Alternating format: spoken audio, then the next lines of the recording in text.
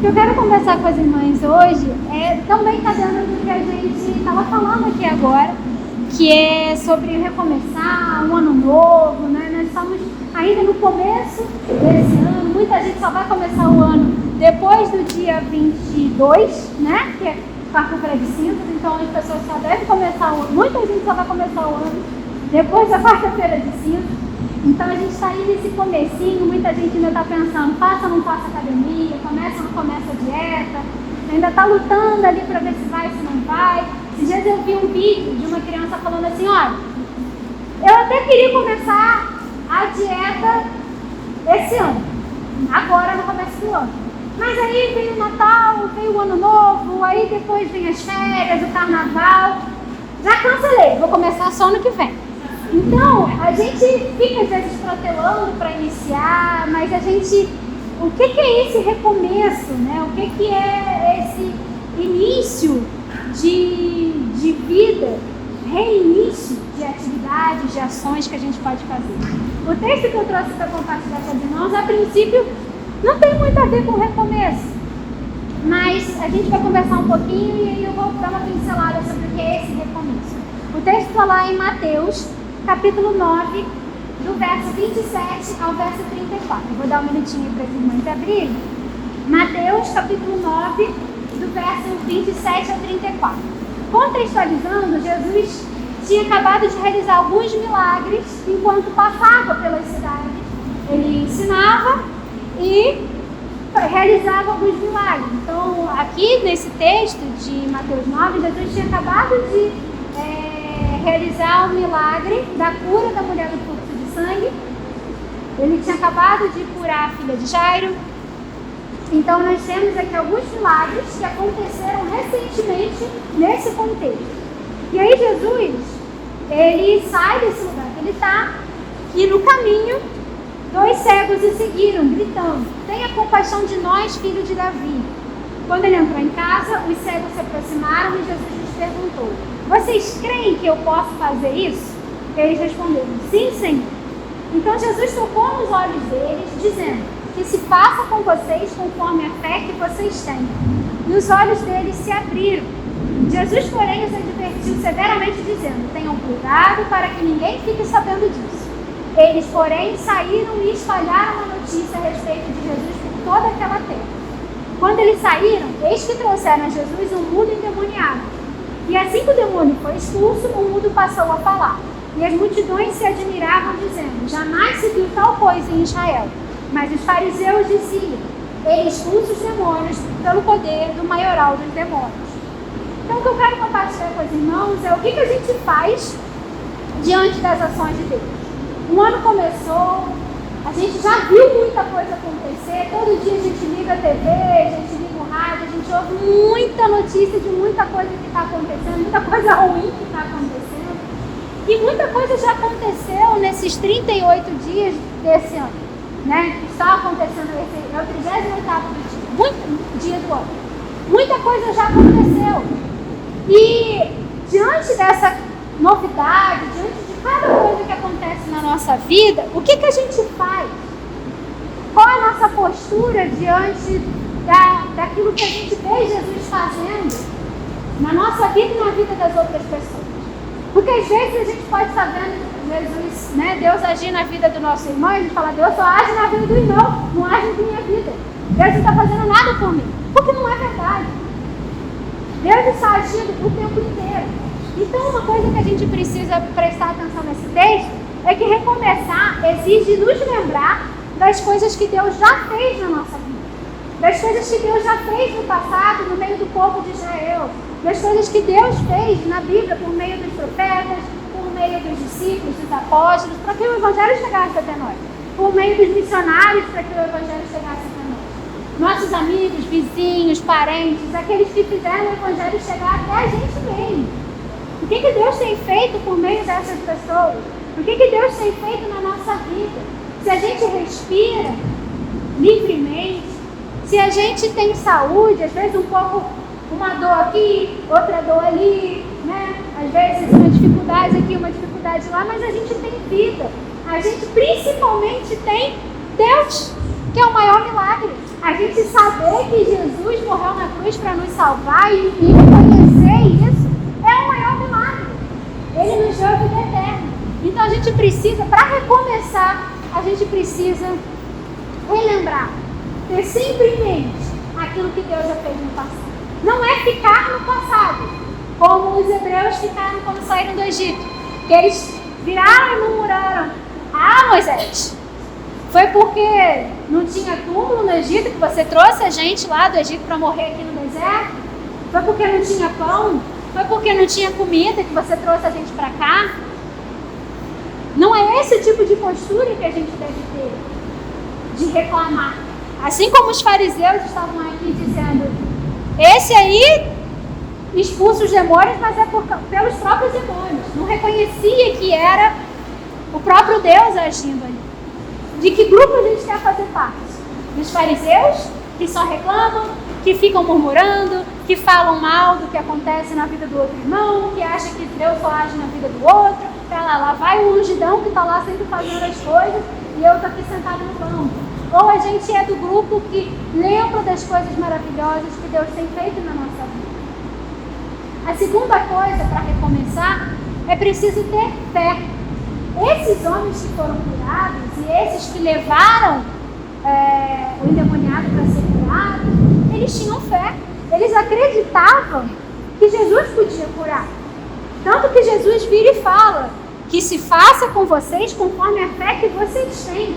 Porque foi pela fé que eles saíram da onde eles estavam, foram até Jesus e falaram: Senhor, tem misericórdia de mim. Eles criam que Jesus tinha poder para aquilo. Eles ouviram falar que Jesus tinha e eles foram até Jesus num ato de fé. Eles creram. Nós precisamos ter a mesma ação se a gente quiser ter uma vida, um bom recomeço de ano, um bom começo de ano. Lembrar do que ficou para trás com alegria, com aquilo que Deus, lembrando daquilo que Deus fez de bom na nossa vida no ano que passou, mas ter fé pelo que Ele está fazendo agora e pelo que Ele vai fazer no futuro. E recomeçar exige ação. Aqueles cegos e aqueles que levaram o endemoniado foram até Jesus. Eles não ficaram: ah, seria tão bom se Jesus viesse aqui me curar. Não, eles agiram. Eles foram até Jesus e pediram. E quantas vezes nós ficamos sentados no banco falando assim: ah, seria tão bom que alguém me visse aqui e lembrasse que eu existo e viesse conversar comigo e viesse saber como é que a minha vida está tão triste. Por que você não vai e se entuma com as pessoas e conversa e está ali: não, olha por mim, porque minha vida está complicada assim, assim, assim. Você não precisa abrir sua vida toda, contar como é que está seu casamento, contar como é que está seu relacionamento com seus filhos. Não, mas tem amigos, convive com as pessoas.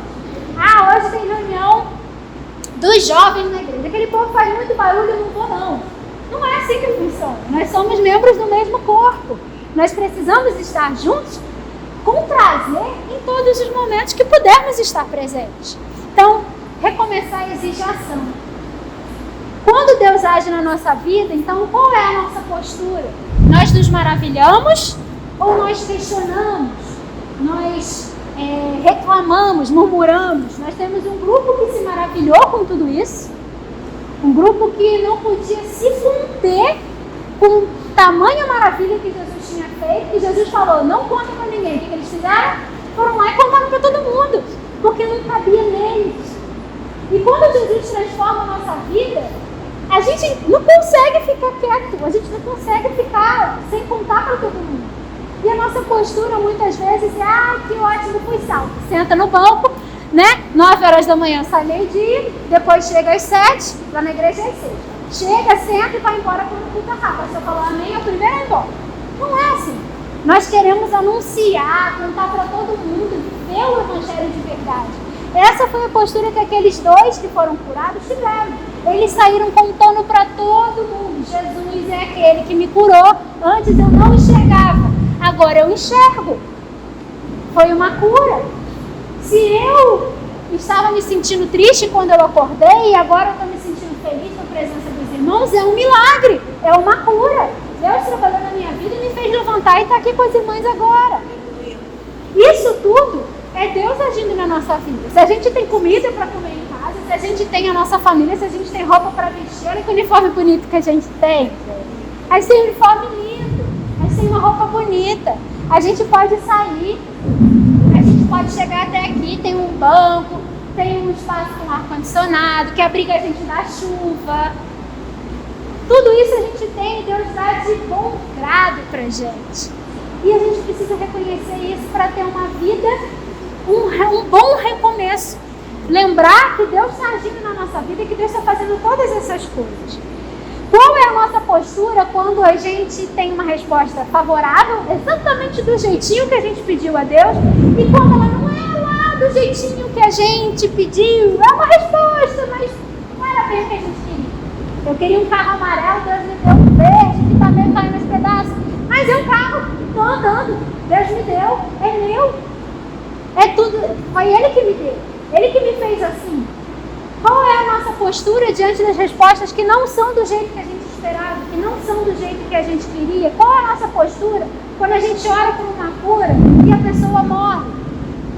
Qual é a nossa postura quando a gente pede pela cura e continua doente até lá 10, 15, 20 anos, até morrer? Qual é a nossa postura quando o nosso carro é roubado? Poxa, mas você me deu um carro, era tão bom. Aí ele veio lá o bendito, abençoado do ladrão, veio e roubou meu carro. Qual é a nossa postura diante disso? Aqueles que foram curados, eles viram um milagre. Foi um grande milagre. Mas os pequenos milagres nós temos prazer em contar às outras pessoas que Deus tem feito na nossa vida. Independente das respostas que Deus der, não podemos deixar de contar sobre aquilo que Deus tem feito na nossa vida. Um exemplo de recomeço que eu quero contar aqui para as irmãs, para finalizar, foi o que aconteceu lá em João capítulo 21, do verso 2 ao verso 13. Jesus já tinha morrido, Jesus já tinha ressuscitado, e os discípulos falaram: a gente largou tudo para seguir Jesus, e agora a gente vai fazer o quê? Vamos voltar a fazer o que a gente fazia antes. Então foi Pedro e mais um monte de discípulos para o barco para pescar. E aí aquela rotina, né? Ir de madrugada lá para o lago, né? Para poder pescar. E aí eles estavam lá no lago, Jesus, já ressuscitado, estava na praia. E aí Jesus deu um grito lá: ei, vocês pescaram peixe? E aí eles falaram: não, a gente não pescou nada essa noite não. Aí Jesus virou e falou assim: joga de novo. E aí eles jogaram de novo, e quando eles começaram a puxar, eles perceberam que estava cheio de peixe. E aí no mesmo instante, o discípulo a quem Jesus amava, que a gente, né, sabe que é João, João logo depois fala sobre isso, João vira para Pedro e fala assim: aquele ali é Jesus. Na mesma hora Pedro larga tudo, deixa o pessoal lá desesperado catando os peixes, lá peixe pra caramba, coloca a túnica de novo, se joga na água e vai nadar até Jesus. E aí, Jesus vai lá, serve eles, né, dá o pãozinho. Jesus está fazendo churrasquinho na praia, gente. Você faz churrasquinho de peixe com pãozinho de alho na praia. Delícia! Churrasco de peixe com pão de alho. Delícia! Aí eles comeram com Jesus. E aí Jesus puxou Pedro para um cantinho e falou assim: Pedro, você me ama? Ele fala: Senhor, o Senhor sabe que eu te amo. E ele vai e diz: então, apacenta as minhas ovelhas. Esse foi o recomeço para Pedro. Pedro tinha desistido, porque ele tinha negado Jesus. Ao ver Jesus ir para a morte, Jesus morreu, Jesus ressuscitou, mas Pedro ainda estava carregando aquela culpa, aquela dor de ter negado Jesus. E ele falou assim: o que me resta é voltar à minha antiga vida. E aí Jesus aparece para ele e fala assim: eu estou confirmando com você que é para você fazer exatamente o que eu falei para você fazer antes de eu morrer. Vai lá e apacenta as minhas ovelhas. Tudo que a gente conversou aqui sobre lembrar do passado, ter fé e agir, Pedro fez naquele momento. Ele lembrou quem era Jesus, ele teve fé e ele agiu. Ele foi até Jesus. E a partir daquele momento, Pedro se tornou um dos maiores evangelistas, levando a igreja de Jesus a existir naquele tempo. E se o evangelho existe até hoje é porque existiu um Pedro que pregou o evangelho naquele tempo. Então, assim como ele, como os discípulos, como esses cegos, o endemoniado que foi curado, que nós possamos passar por essas etapas para poder recomeçar, para poder deixar o passado, aquilo que nos acomoda, aquilo que nos entristece para trás, lembrar apenas daquilo que Deus tem feito na nossa vida, para poder, num ato de fé, agir e pregar e contar a todo mundo sobre aquilo que Deus tem feito na nossa vida, através de cada ação que a gente faz. Chama uma amiga para comer um bolo, tomar um café e falar: ó, já te convidei aqui e quero te contar, Jesus fez isso na minha vida. Eu estava assim assado, Jesus me curou. Eu estava assim assado e agora tal coisa aconteceu porque Jesus é o Senhor da minha vida. E que a cada ação nossa, cada atitude que a gente tem, que tudo glorifica o Senhor. Que a nossa vida seja de verdade uma canção de louvor ao Senhor a cada instante. Que ela seja tocada e cantada em todos os momentos da nossa vida. Amém? Vamos orar? Pai, nós te louvamos e bendizemos o teu nome porque o Senhor é o único digno de louvor e adoração. Muito obrigada, Deus, por esse privilégio que nós temos de estar reunidos aqui na tua casa, Senhor, para discutir coisas concernentes ao teu reino, para conversar, ó Deus, contigo, umas com as outras, viver esse momento de comunhão, nos conhecermos, Senhor. Muito obrigada por essa oportunidade. E eu te peço, Deus, que o Senhor complete essa palavra que o Senhor colocou no meu coração, no coração de cada pessoa aqui, ó Deus, essa tarde.